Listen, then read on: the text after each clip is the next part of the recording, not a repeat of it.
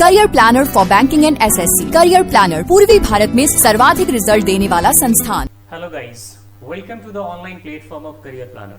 मैं मोहम्मद इरफान अख्तर आज एक नए चैप्टर के साथ जिसका नाम है फ्रेजल वर्ब। आइए पहले डेफिनेशन देखते हैं, उसके बाद पूरी कॉन्सेप्ट एक एक करके। Phrasal verb. Phrasal verbs are basic verbs which can combine with different preposition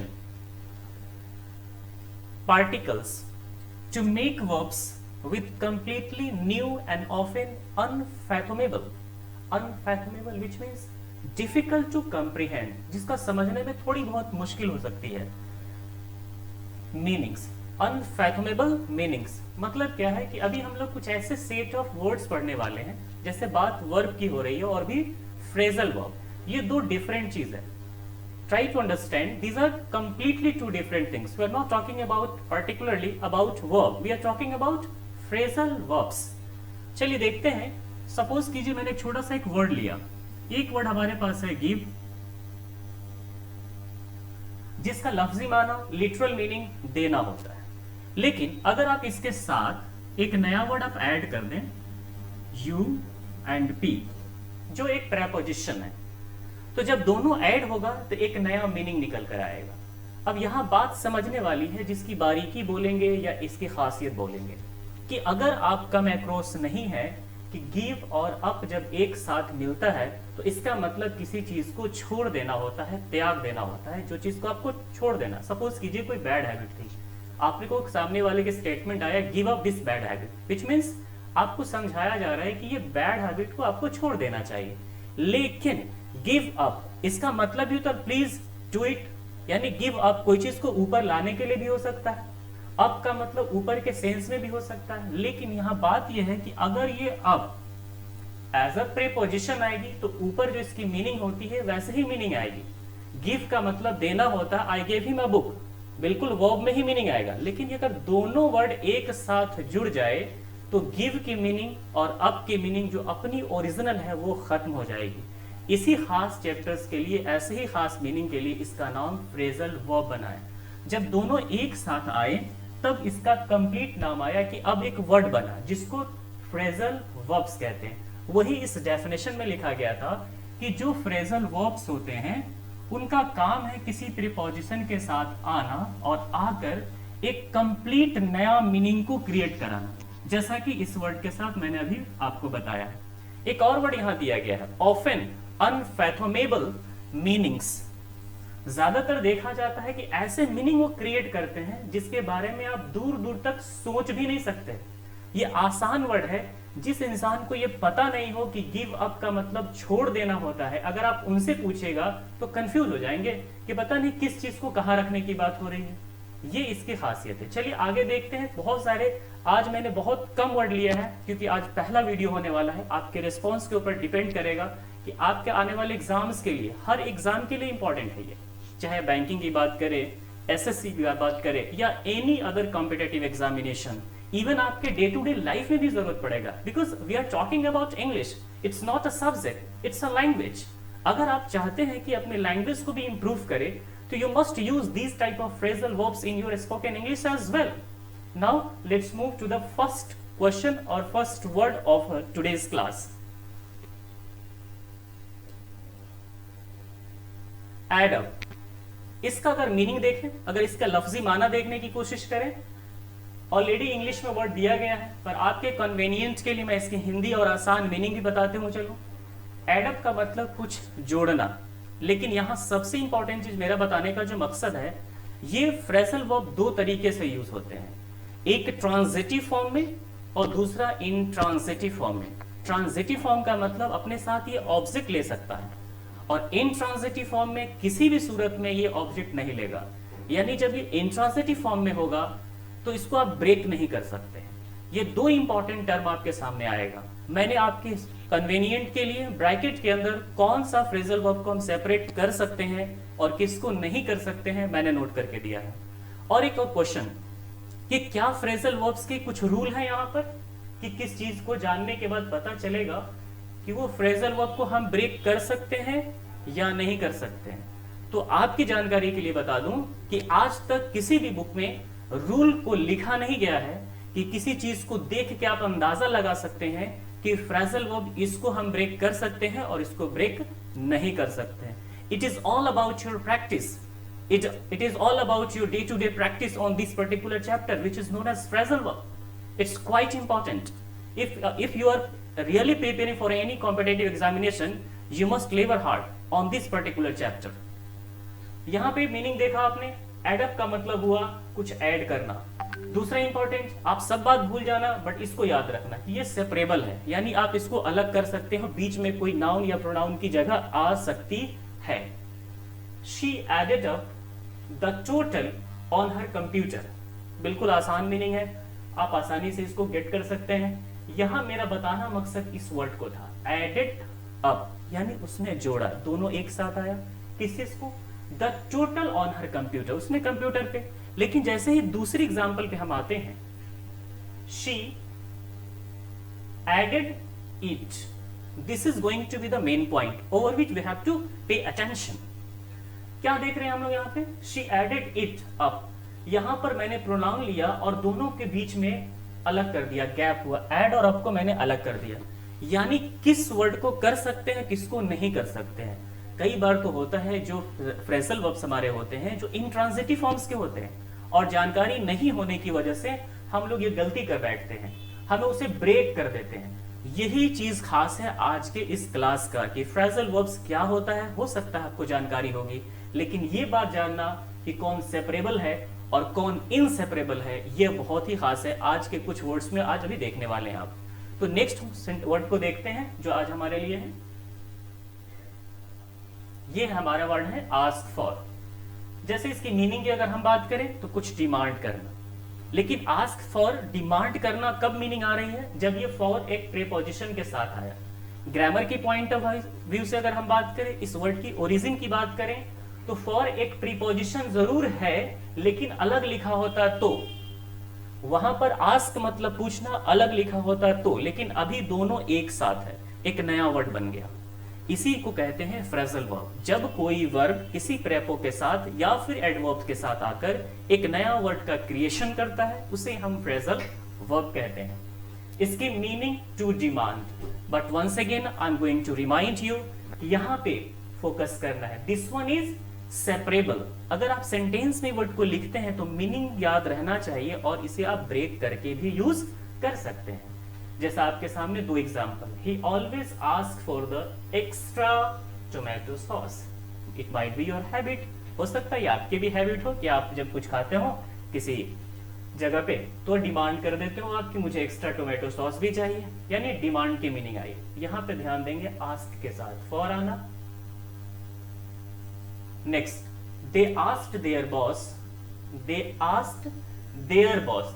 यहां पे मैंने एक ऑब्जेक्ट ले लिया ना, यानी ये ट्रांजिटिव नेचर के हैं, इसलिए हमने इसे ब्रेक कर दिया. they asked their boss for more money but he refused. that's all. quite clear. ये सेपरेबल था इसलिए मैंने एक बार ऑब्जेक्ट लिया और एक बार मैंने डायरेक्ट एक साथ यूज करके बताया. तो जो सेपरेबल होते हैं टू वेज में आप उसे यूज कर सकते हैं, ऑब्जेक्ट के साथ या फिर डायरेक्ट भी यूज कर सकते हैं. नेक्स्ट, अब मेरे पास तीसरा वर्ड है आंसर बैक. अब फिर से इसको समझने की आप कोशिश करें. आंसर और बैक कुछ लफ्ज है, इसको अच्छे से समझेंगे. अगर मान लीजिए फिर से अगर इस आंसर और बैक को अलग कर दिया जाए तो क्या मीनिंग आएगा? बैक यानी पीछे. ये किसी की अपीयरेंस को भी बता सकता है या तो किसी टाइम के बारे में बता सकता है कि हम पास्ट की बातें कर रहे हैं. तो बैक एक अलग वर्ड है और आंसर एक अलग वर्ड है. लेकिन जब दोनों एक साथ आया तो एक नया वर्ड बना, जिसे बोलते हैं इंसान जब कोई कुछ बोल रहा हो तो बैक टू बैक बोलना, यानी आंसर बैक, मुंह लगे कुछ के बोल देना कुछ भी, और वो भी अच्छे अंदाज में नहीं. रिप्लाई र्यूडली, थोड़ा सा अच्छे अंदाज में नहीं बोलना. तो जब भी इंसान कोई बोलता है, इंसान को चाहिए कि कभी सुन ले उसको. ऐसा नहीं कि अब सामने वाला बोल रहे हो आप भी बार बार रिपीट करने लगे, ऐसा नहीं करना चाहिए. It is a bad habit. चलिए हम इसको देखते हैं कि इसके अंदर क्या जानना था आपको. ये सेपरेबल है, यानी जब सेंटेंस में यूज होगा तो एक साथ भी यूज होगा और हम इसे ब्रेक करके उसके जैसे ही ब्रेक करेंगे तो इस पार्ट को हम पार्टिकल कहते हैं, जो आपने डेफिनेशन में देखा था. इस पार्टिकल से के बीच में यहां जो जगह है नाउन भी हो सकता है और प्रोनाउन भी हो सकता है. देखिए यहाँ पे stop answering your mother back. क्या मीनिंग हुआ? आपकी माँ जब कुछ बोल रही हो तो प्यार से आप पहले उनकी बात को सुने, बार बार उनकी बातों के पीछे यानी बैक टू बैक बोलने की कोशिश ना करें, जवाब देने की कोशिश ना करें, यानी मुंह लगे किसी से बातें करना, इसकी आसान मीनिंग होती है answer back.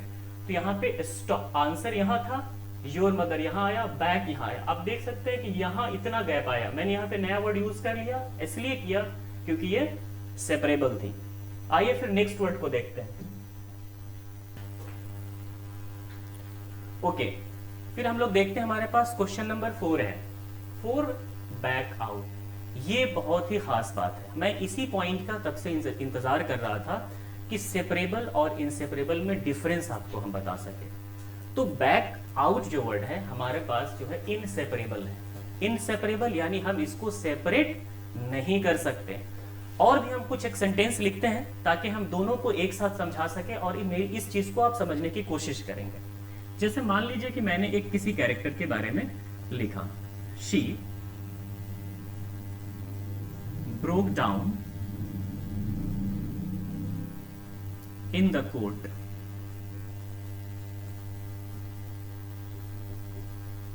C broke down in the court. कई बार ऐसा होता है कि कोर्ट में ऐसे ऐसे क्वेश्चन पूछते हैं सामने वाले यानी जज, कि कई बार अपनी दर्द को बताते हुए लोग कुछ बोल नहीं पाते हैं। यूं कह लीजिए कि इमोशनली कोलैप्स्ड होते हैं, यूं कह लीजिए गिर जाते हैं, बेहोश हो जाते हैं, कुछ नहीं बोल पाते हैं। यहां पर मैंने सेंटेंस में एक वर्ड लिखा है, ब्रोक डाउन। एक्चुअली ब्रेक का पास्ट फॉर्म मैंने यूज किया है, यानी एक फ्रेजल वर्ब है ब्रेक और डाउन। जैसे मैं आपको बताऊं, हो सकता है एक मीनिंग आपको मालूम होगा। ब्रेक डाउन का मतलब होता है एंटर बाय फोर्स, यानी बिना परमिशन, विदाउट परमिशन किसी के घर में जाना। इंटर बाय फोर्स एक मीनिंग होती है। इसकी दूसरी मीनिंग होती है इमोशनली कोलैप्स्ड। ये ह्यूमन बीइंग की एक्टिविटीज होती है। जब कोई इमोशनल चीज शेयर कर रहा होता है किसी से, तो या तो रोने लगता है या कुछ बोल नहीं पाता। अचानक बहुत सारे मैटर्स होती है शेयर करने के लिए, लेकिन नहीं बोल पाता। मतलब क्या समझे आप कि इसका मीनिंग था। लेकिन बताना मकसद मेरा यह है कि ग्रामर के पॉइंट ऑफ व्यू से, इंग्लिश लैंग्वेज के पॉइंट ऑफ व्यू से खास करके बात करें तो एरर के लिए, अगर आपको नहीं मालूम हो, अगर मान लिया जाए कि सी ब्रोक हरसेल्फ, मैं ऐसा कर दूं और डाउन बाद में कर दूं, यहां पर मैं ब्रेक कर दूं, आसानी से समझने की कोशिश कीजिएगा। मैंने यहां से स्टेटमेंट लिया दूसरा और मैं लिख दूं she broke herself down in the court, in the court. अब ये सेंटेंस कभी भी सही नहीं हो सकता, हम 100% ये गलत हो गया। क्यों गलत हो गया? यहां पर छोटी सी बात है, अगर आप कभी भी कम क्रॉस होंगे इससे, अगर यह किसी बुक में पढ़ा हो या किसी टीचर ने आपको बताया हो कि ब्रेक डाउन ऐसा फ्रेजल वर्ब होता है जिसको हम ब्रेक नहीं कर सकते, यानी हम अलग नहीं कर सकते। जहां भी यूज होगा ब्रेक और डाउन एक साथ होगा।